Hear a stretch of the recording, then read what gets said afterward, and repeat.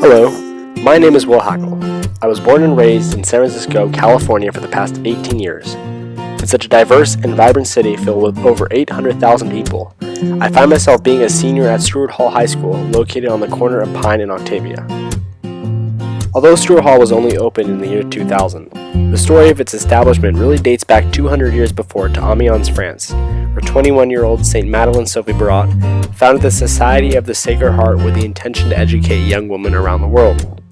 As the society grew, one woman by the name of Rose Philippine Duchesne brought the Society of the Sacred Heart to America and established a school in St. Charles, Missouri in 1818. Now, 215 years after its birth, there are over 150 schools a part of the Society of the Sacred Heart that span out across 30 different countries. 22 of these schools can be found in the United States, and of these 22, Stewart Hall happens to be the very first all-boys high school within the network. An accolade which adds a level of irony, as the society was originally meant to teach young women.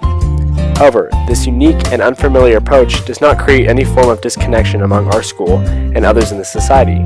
Rooted to the main beliefs and envisionment among Sacred Heart schools are the 5 goals and criteria. These goals instill a sense of purpose and direction for all students across the globe. One of the goals I've had a strong experience with is Goal 2, which states, "Schools of the Sacred Heart commit themselves to educate to a deep respect for intellectual values.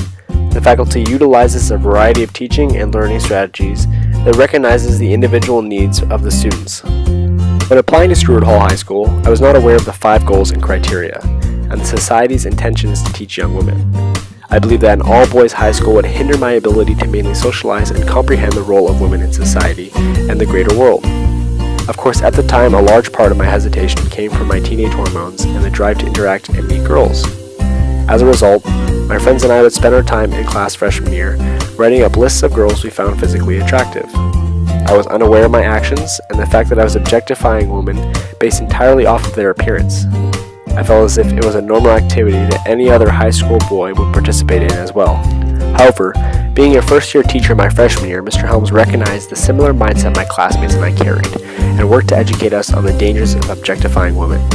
At the beginning of my sophomore year, he presented a PowerPoint emphasizing the dangers of sex and the risks of watching pornography. His approach and basis for debates focused around the idea that all humans, regardless of sex or age, deserve recognition based off their character and not their appearances. Toni Morrison in her novel The Bluest Eye does an exceptional job of explaining the discrimination individuals face when they are considered beautiful. As an 11-year-old black girl in Lorain, Ohio, and the protagonist of the story, Bacola Breedlove constantly faces issues including racial discrimination in public and her own father sexually assaulting her. For Bacola, the belief in finding serenity is found in a pair of blue eyes she continues to pray for, as they represent all that is physically beautiful. The narrator of this story writes, "Here was a little black girl asking for beauty, a little black girl who wanted to rise up out of the pit of her blackness and see the world with blue eyes." Throughout the story, Bacola is constantly objectified and judged for her physical appearance. Her age, sex, and race are all out of her control, but are still attributes for which she is discriminated for.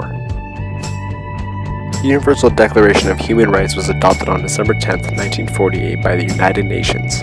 Presented are various articles which summarize a human's natural rights in life. The UN writes, "Whereas the people of the United Nations have in their charter reaffirmed their faith in the fundamental human rights, in the dignity and worth of the human person, and in the equal rights of men and women, and have determined to promote social progress and better standards of life and larger freedom. Through the affirmation of equality between men and women, better standards of living and freedom can be achieved between both sexes. The basic rights given to all humans in this declaration signify that women deserve as much as men, whether it is a physical or intangible right." William J. Byron discusses the basic forms of discrimination in his article, The 10 Building Blocks of Social Catholic Teaching.